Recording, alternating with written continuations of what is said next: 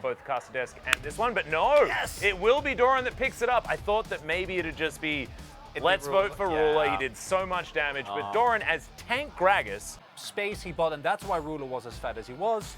As, not surprising there, but I'm happy. I think the Doran vote is the correct.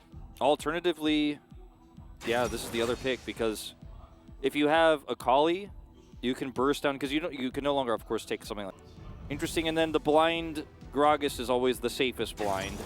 It's still possible that it's a Kali top. Ooh, they go for the Gnar.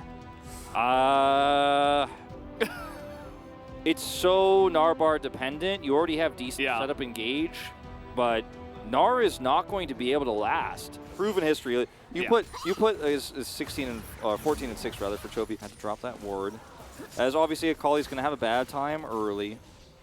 So, well, you were mentioning Men in Black. What percentage of our audience right now watching on Twitch have seen that movie? Do you think?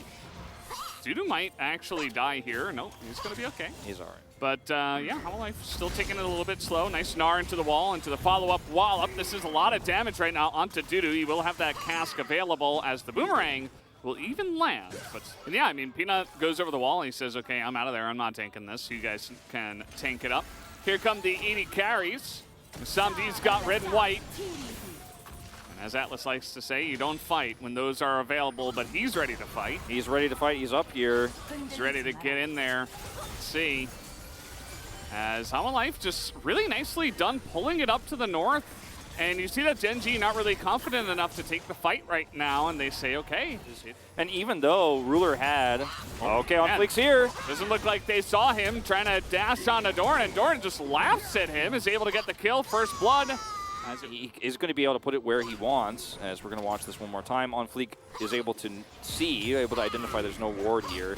And unfortunately for Dudu, he did get that proc there of the Gnar autos, all three. Doran is able to burst him down. There's that 150 assist. Is able to shatter that either way, and you can see that On Fleek comes into the middle and is able to get that down. Flash forced here onto SomD. The root still comes down. Careful about doing that. Meanwhile, Chovy overextending, but he's a Kali. Should be fine. He has to ult to get out of this, though, as he is knocked up and ults and finally gets away. Still going to be a turret here for Karis. He already picked up the plates. This is a lot of gold over to the Victor. No Gnar here, but the boomerang is on point, and there is the solo kill. Doran able to pick up yet. Unleash teleport. He's already on his way down regardless. Ruler. A little bit of a lack of communication. I mean, they saw On Fleek coming in. The root not going to work. The flash comes in, and Ruler is just barely going to survive. Peanuts there right on time, and a double kill now for the Jarvan. Calculated.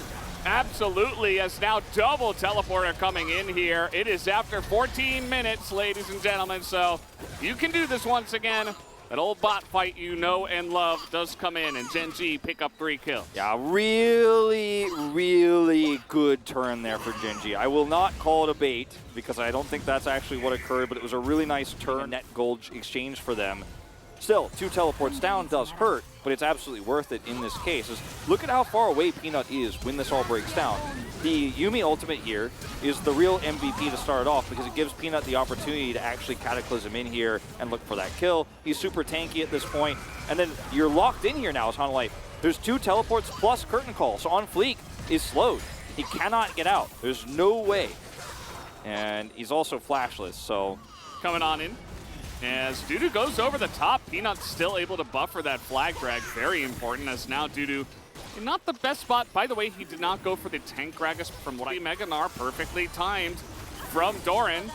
Just getting ready to maybe even hop off the dragon and get in there. He's going to wait as Peanut will go in, gets that Cataclysm, and now it's Doran's time to shine. Perfectly played. Is the damage there, though, is the question. Chovy gets in, takes down SomD.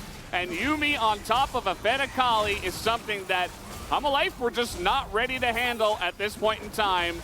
They would have loved about 5 more minutes before this fight started. Yeah, they need a little bit more time here. And unfortunately for Hololive Esports, the reaction... Ooh! And he gets it!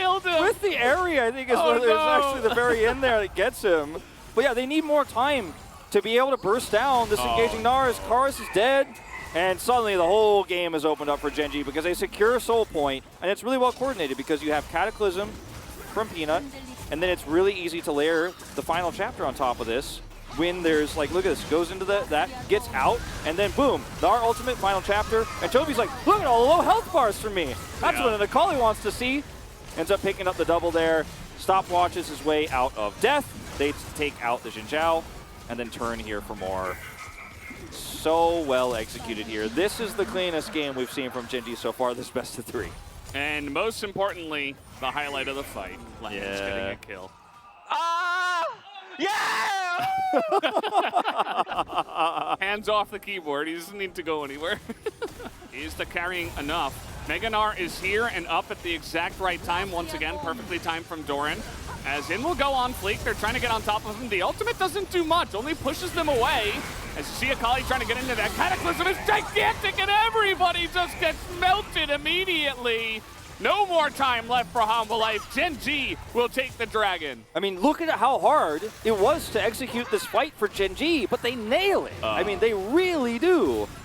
As it gets worse here for Humble Life Esports.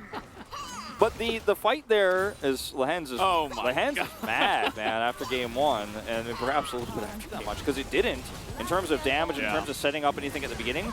But watch what happens. Doran holds his health bar here. 4-man ult. And then Peanut's like, I got 4 of them right here. Instantly, Chovy deletes the rest of the health bars. Double kill in less than a second. And On Fleek is unfortunately unable to get out of here with the slow coming through from Doran. Yeah. And you begin to see, as we do have a one-on-one here, it looks like the Shuriken not going to land. The stun is there. Nice flash to get out of the queue. The second floor and check out the rest of the house. Charlie in the Chocolate Factory, like the glass elevator has smashed through the ceiling on this one.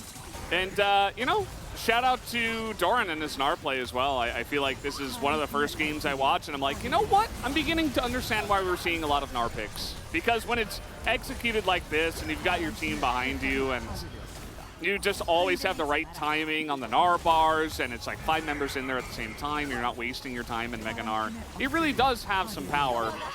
As seen once again, he's doing a lot. The Cataclysm comes in. The Yumi's right on top. And, well, not quite as clean this time around, as Chovy will eventually take out the Gragas, but that is about it for him. On Fleek having a little bit of trouble as well. Ruler still very huge. And with the full health bar, will come in here and look to end this game. And the life of Karis. Looks like Gen G finally got it done, this time a bit faster than game number 2. 28 minutes will be the time as they are going in. Gnar misses. Doran with no reaction at all. He does not care. They got the win today, as the music will start early, but the game is still won. GG, Gen G with the 2-1. For them in the game, had a big lead. Didn't pan out in the end because they were never able to set up for him to do that big damage, because as a shot of Doran with the Tiger here, it's a year of the Tiger. It feels like in a lot of ways, year of Doran. He's been so outspoken about how much he loves this roster and how happy he is to be playing with these superstars. On Life Esports for helping out. As we'll watch these final moments. Calling for Aphelios. 앞에 잡고. 나 못 들어가. 그냥 끝내자. Chovy's like, I can't go in, bro. 땀 봐도 돼. 땀 봐도 돼. 진짜 먼저 얘들아. 진짜 먼저. With maybe a little bit stronger of a tone 나는 뭐 on that 테를 타고 와도 되긴 하고. 빅토르 노플이야. 빅토르 초식에 있다. No, by the way, Peanut is dead, but he's still calling the foul. 내가 먹으려면 안 되냐? I mean, we remember how he led Nongshim last year, right? Yeah. He's able to do it so far for this team as well. 갈게.